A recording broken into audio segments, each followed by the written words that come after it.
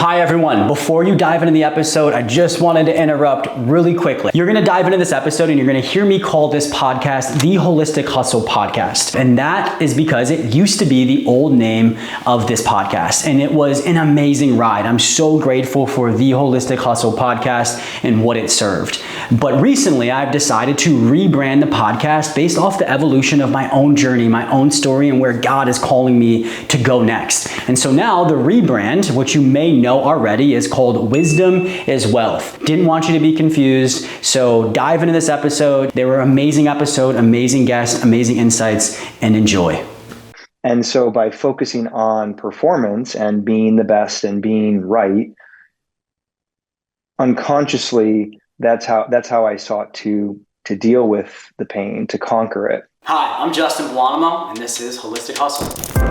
Holistic Hustle is doing things for the right reasons, working hard for the right reasons. The healthy balance of what work and progression and accomplishment and success should actually look like.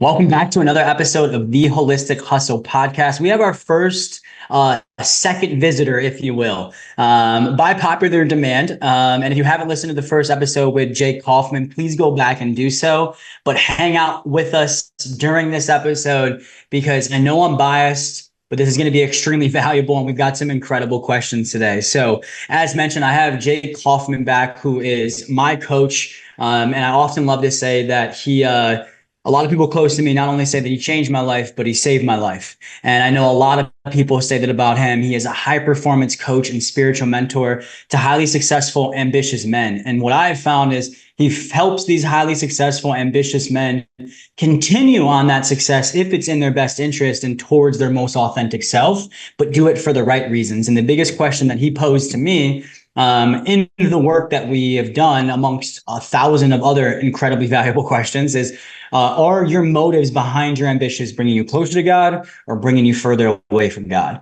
right? And so that has been such an amazing compass for me on my journey. But the main compass has been, Jake, and bringing you closer to God, I think, is what this episode is going to do. And so, Jake, welcome back, my friend. We're honored to have you. Justin, thanks so much for having me, brother. I'm excited to be here. That was quite the introduction. I appreciate it. Of course, man. And I could do a whole episode on an introduction and what you mean to me, but I'm just going to prove to people why I feel that way about you. And I think, some of the questions today are going to be effective in doing that. And so you help people navigate some serious life shit. Like, I can only imagine sometimes how exhausted you're at the end of the day after just coaching the men that you coach, right? And just holding the space that you hold. But I made a comment, I think a couple of months ago. I was like, when you signed up to be a spiritual coach and mentor for men, you damn well signed up for God to put you through your own shit. And so my first question for you is like, what's the biggest challenge you have faced personally on your own spiritual growth journey? It's a good question. I mean, I couldn't agree more. In order to become wise, you kind of have to go through some shit, I feel like I've been through a lot. It's all been such a blessing, which is why I often tell my clients, to anyone who's on the path, and by that, I mean a spiritual schedule, a personal development journey, all is grace, everything that happens. For me, the biggest challenge let's go back to, we can talk about the struggle that I mentioned in my book, which really kind of is what led me to do what I'm doing today, was when I was 12 or 13 and was sexually assaulted at Christian summer camp. And it was this incident that really triggered what I'll refer to later as an obsession with the performance principle, which is essentially what Jesus throughout the course of the New Testament was constantly inviting us beyond. But it's a game that it's the only game that the ego knows how to play. So for me, what did that look like? It looked like needing to be the best, needing to be the brightest, the smartest, the most impressive, right? The false self is primarily focused on looking good, and on being right, on being best. And so that became my focus. I became obsessed with those things, right? And it's the food that doesn't nourish. And we see this in a lot of, unfortunately, in a lot of coaching nowadays. In fact, I would suggest that the majority of the coaching that is available to especially men these days, at its core, is putting them inside of a game that they can't win. Yeah. Because the primary focus is the performance principle, right? It's all around faith, family, fitness, and finances, right? And so at its core, it's all about earning or proving, right? And this is exactly what Jesus was inviting us beyond, uh, especially in Scripture. And I think that's why, in this day and age, most of our problems are psychological. Most of our problems are psychological, but I would suggest that the answers are always spiritual. They're always spiritual. And so, despite that, and I would call it a necessary struggle, right? You kind of have to develop an ego to eventually let go of an ego, you know? um, but that was the struggle that I experienced early on that put me on this path that had me obsessively focused on performance, on winning, on being the best, on being right, and eventually to have to see it all fall apart. Mhm. Why do you think that is, that after that event, you were so focused on performing, right? Was it Mm-hmm. that the event that happened, the sexual assault, obviously in some essence, pushed you to go after that performance, but what were you trying to achieve Mm-hmm. as a result? It was an unconscious attempt to claim victory over my pain Ah, and over the lack of self-worth that it created, because as you can probably imagine, it shattered my self-confidence, my self-esteem. It very seriously negatively impacted my perception of self. And so by focusing on performance and being the best and being right, unconsciously, that's how I sought to deal with the pain, to conquer it. mhm. But of course, unintentionally, it simply had me going around the pain rather than through it, which is to heal it. And I would suggest that we all do this. We all do this unconsciously as really young children, and we kind of have to play that game again, only then to realize when we grow up, as we mature, that game kind of has to fall apart, right? This proving game, this worthiness game. The true self experiences reality as radical grace. There is no earning, there is no worthiness. The whole worthiness game, it really has to fall apart. Mhm. The reality is that if you live a life where you're never in need of mercy, you'll never know God. Mhm. If you live a life, if you live a life where you're never in need of forgiveness, you're never going to know God. And so, we see this pattern show up in scripture all the time, losing and finding. There's three parables that focus on this: the parable of the lost sheep, the lost coin, and the prodigal son. In each instance, the ultimate lesson that it's trying to land is that you don't really have it until you've lost it and you rediscover it and re-choose it consciously. That's so good. That's so good. And I think the what I'm hearing there is it's just kind of a band-aid over the real problem, if you will, or Correct. a lot of the solving that you were doing was a temporary fix, a short-term fix right? And sometimes a short-term high, figuratively and literally, right? And so I think there's nothing wrong with, I think, doing things in the immediate to help with coping and or relief, depending on the status of health of that coping mechanism, if you will, and the expectation around it. But I think something that you do really well is help people get to the core of the real problem and actually heal. And so what is something that is taught in the spiritual life and personal growth coaching space that is a popular teaching that you don't agree with? And we might be here for 2 hours. Well, I would simply offer that the ultimate function and purpose of religion is to lead of your true self, who you You are cut in out God. ultimate function. So said ultimate function was. The ultimate purpose and function of religion is to lead you to an experience of your true self, who you are in God and who God is in you. In today's day and age, religion by and large is still operating out of this performance principle where the focus is on good, bad, right, wrong, and salvation primarily has become about the avoidance of all of these little bad actions. Right? But we have to, which is important again for us to go through as young kids. We have to learn the rules, but so that we can eventually break them. So that game kind of has to all fall apart because it's all around earning. It's all around worthiness and proving that I am worthy. The true self has no problem saying that I'm not worthy.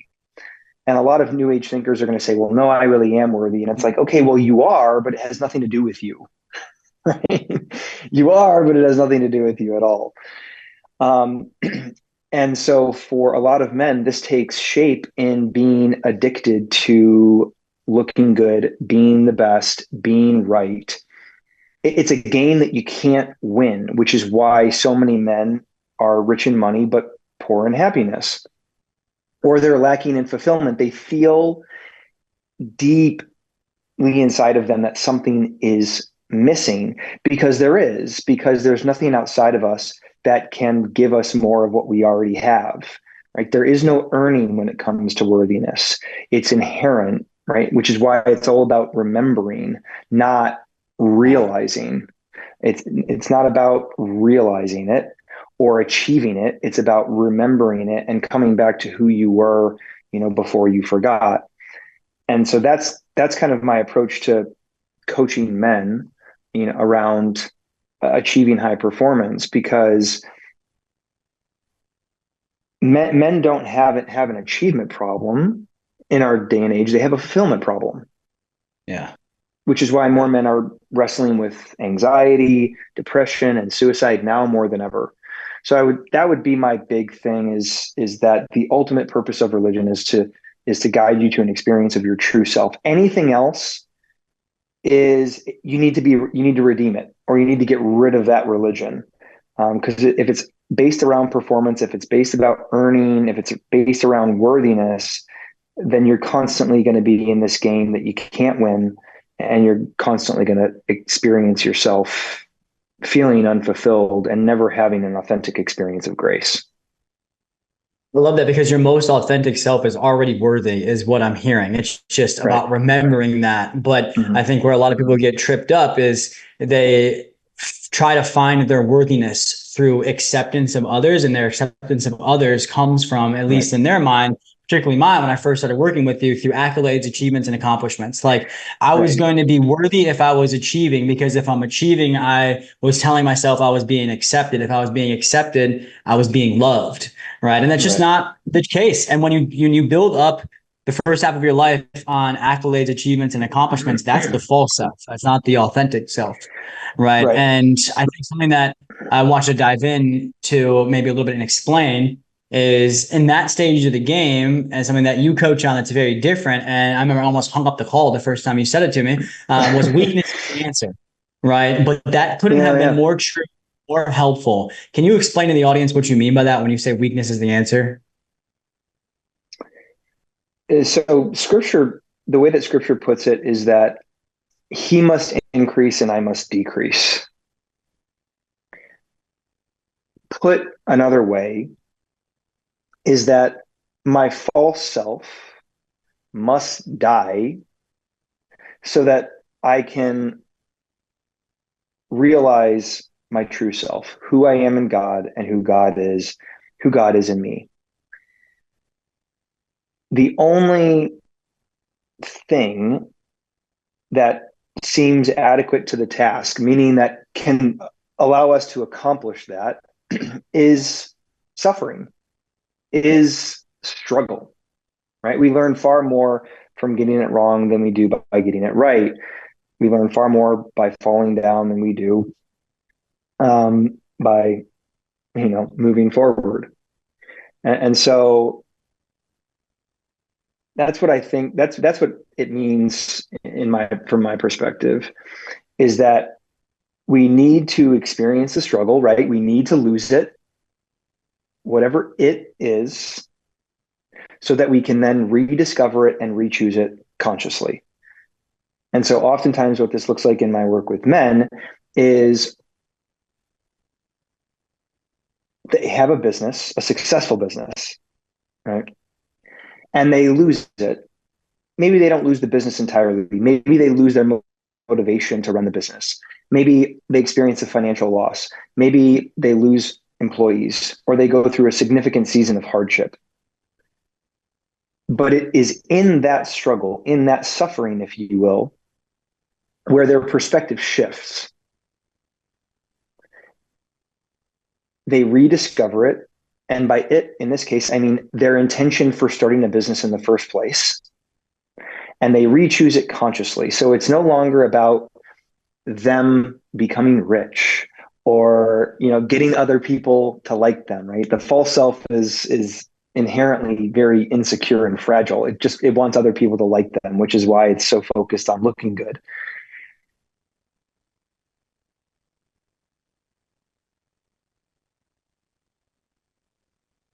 And that completely shifts things for people.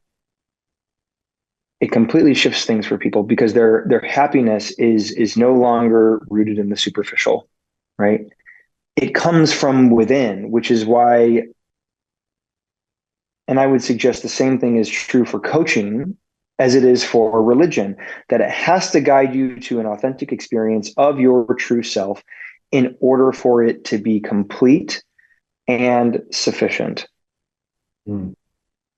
Most therapy, most coaching is just rearranging the deck chairs on the Titanic. It's teaching us how to cope with the false self and its addictions. That's it.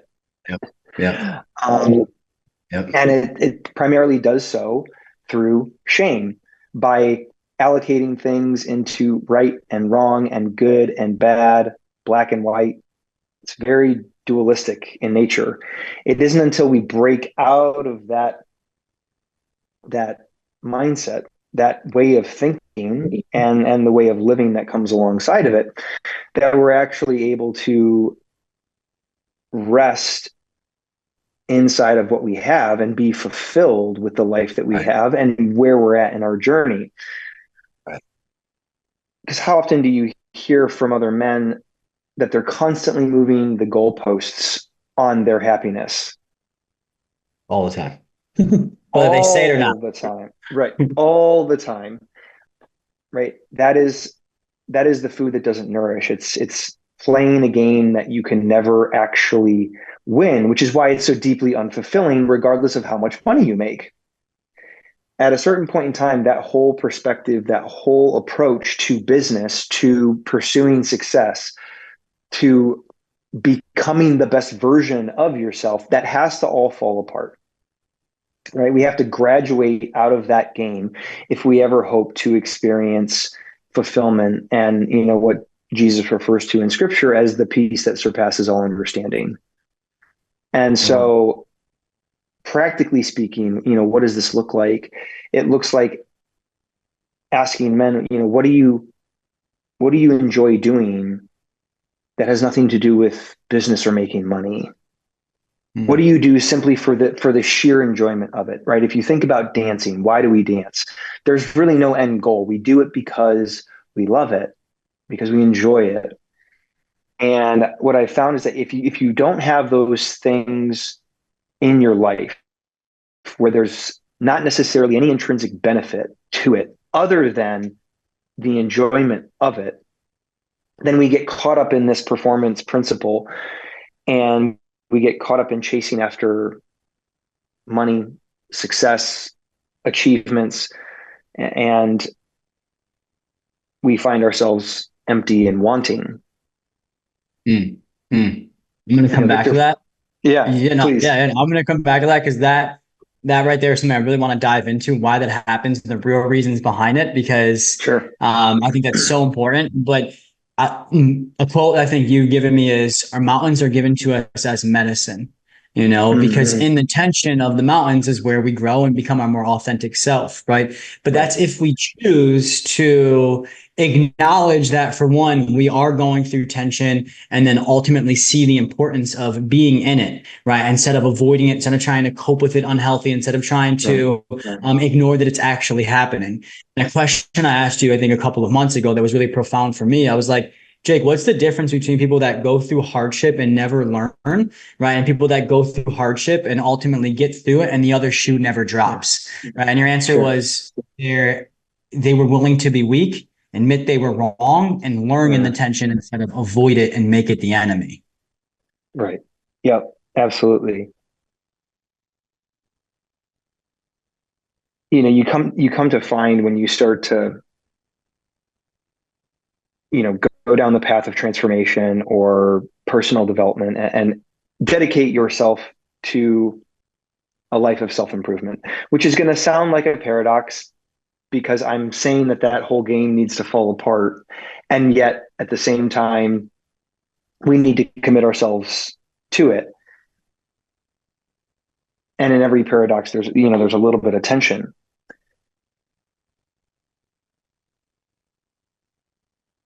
We come to find that life's biggest lesson, life's biggest lessons kind of do us. We don't do grief. Grief does us. But when we approach it as something to conquer, then often unintentionally we unfortunately miss and bypass the lessons available to us in it. Because at that point, the focus is more on us getting through it than it is on staying there until I have learned everything that it has to teach me.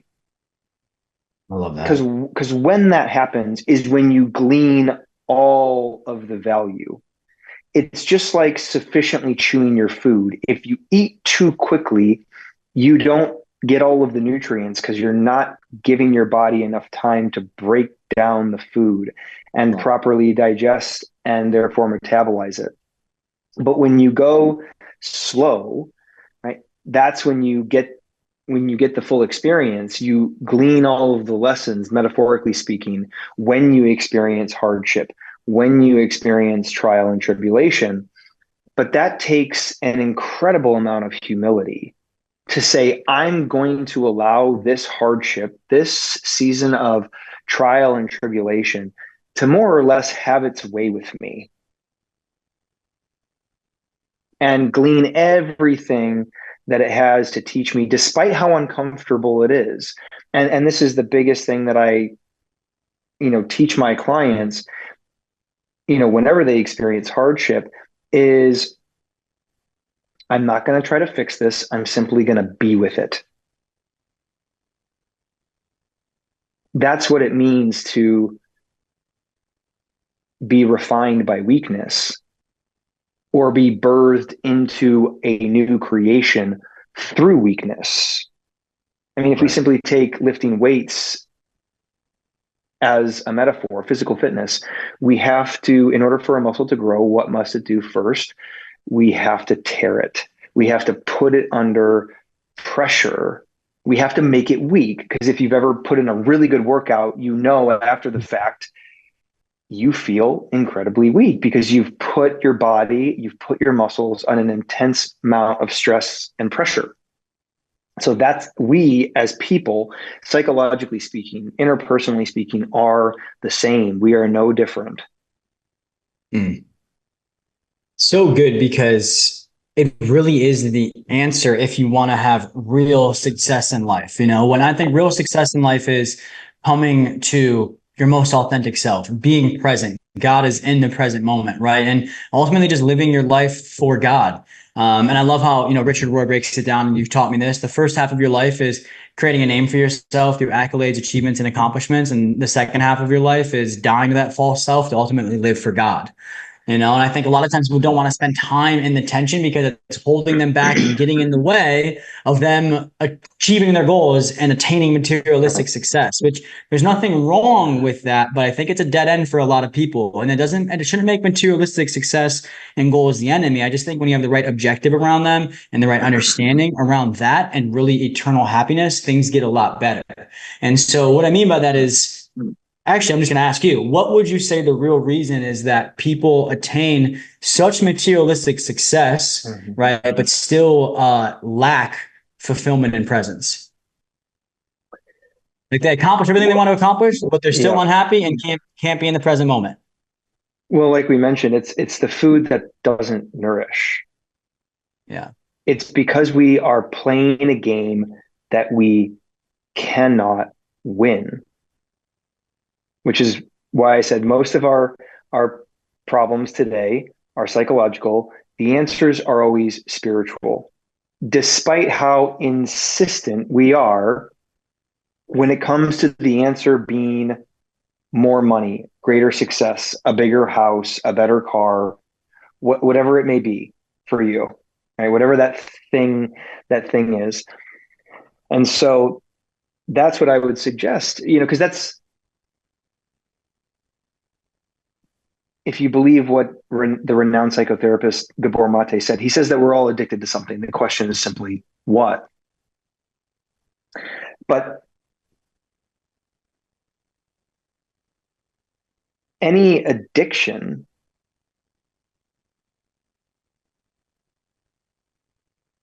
it has you by virtue looking to something outside of yourself for the answer or for a feeling, whether it's to feel good, whether it's to feel validated, whether it's to feel worthy, whether it's to feel whole. And that's what I mean. It's the food that doesn't nourish, because nothing outside of us can give us more of what we already have. Mm. But that goes right over the head of the false self. The false self cannot hear that message. And I do believe Viktor Frankl when he says that the key to success is to forget about it. That it ought to naturally ensue and be the direct byproduct of committing to a cause greater than oneself. When we do that, success is a byproduct, but it's not the focus, right? It's this unintended side effect. Take, for example, the coaching space. The fixation for most, or even starting a business, regardless of what that business is, the focus for a lot of people, not all people, is on marketing and is on money. Again, not that there's anything inherently wrong with that, because a business needs to market itself in order for people to be exposed to their services or their products. And a business needs to make money in order to exist and to pay its employees. But if you focus primarily on marketing and money,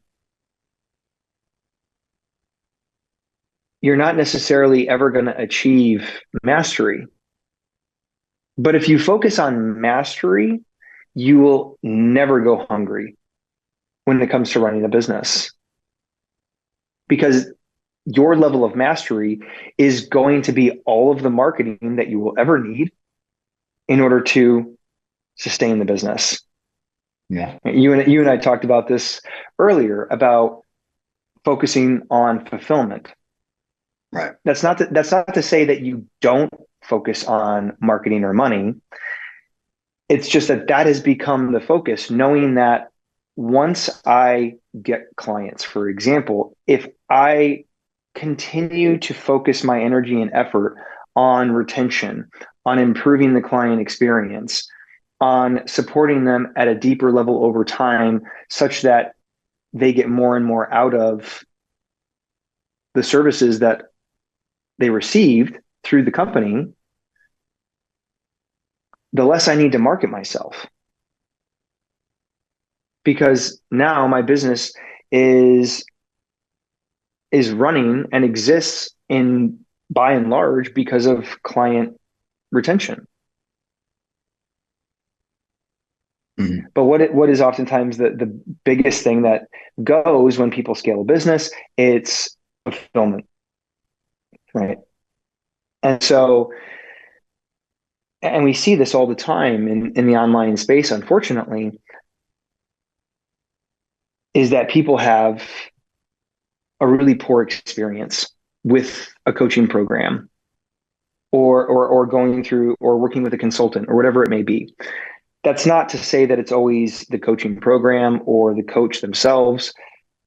Obviously, the tools that they're providing the client, they're only as good as the beliefs as the person who is using them and their level of execution and application. But when our focus becomes fixated on what's in it for us, right? That's typically when breakdown occurs. To put it very simply, right? Because it's more so about what the business can do for us as opposed to what it can do for other people. Mm, mm, I love that. And that's an example of motives that are bringing you closer to God when you're asking, what can your business do for other people?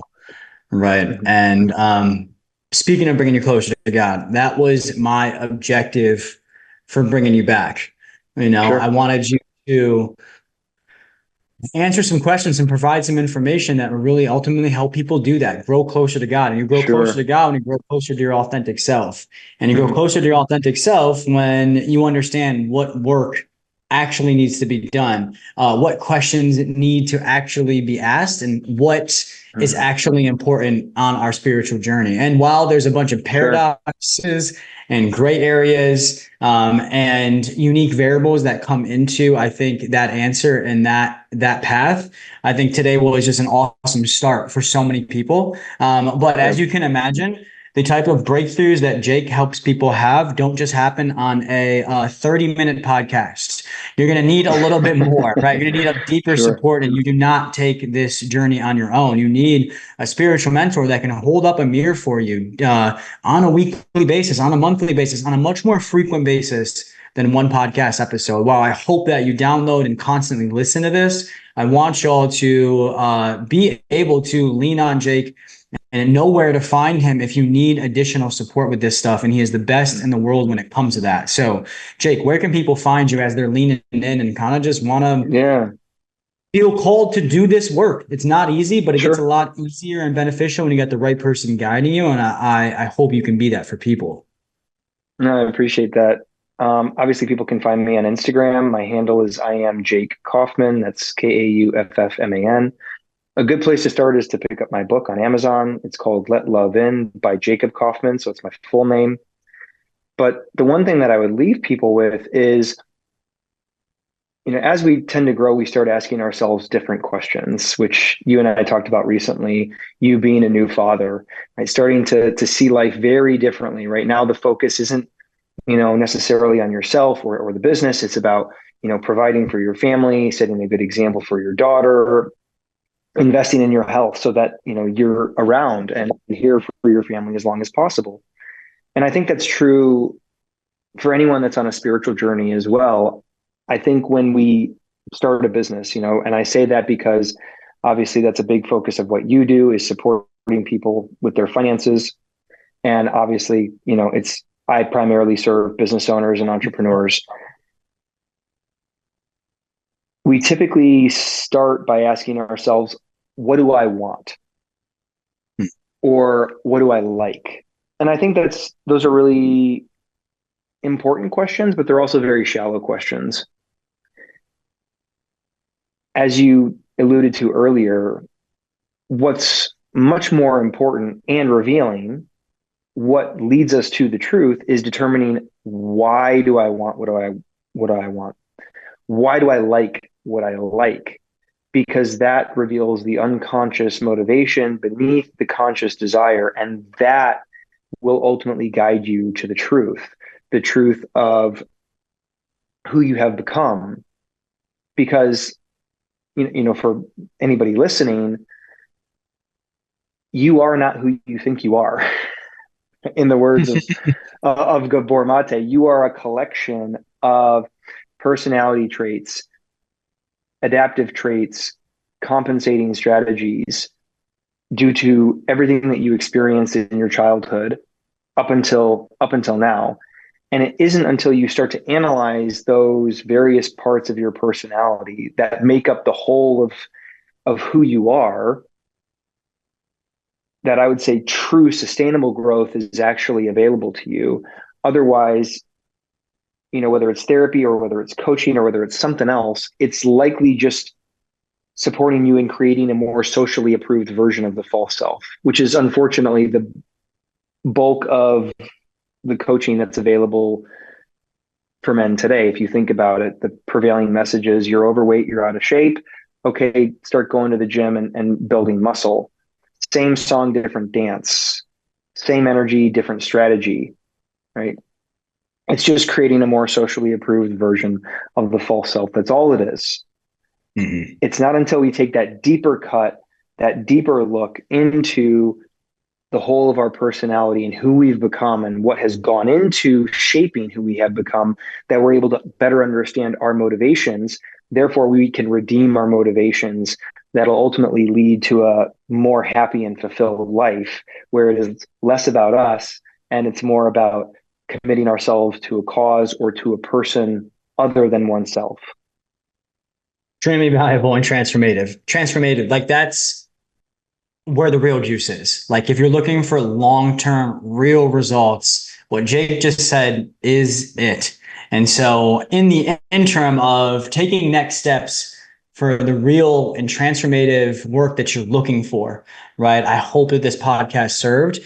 What we talked about here today, I promise you, if you're hungry for real, authentic growth, you've tried everything, you've burnt yourself out, right, with going out and trying to achieve your way to success and happiness, right? This is the rabbit hole to go down, right? So please save this episode, share it with some friends, and I hope that you got as much value as I did. I always got to remember when Jake's on my podcast, like, I'm a host of a podcast and not getting coached right now.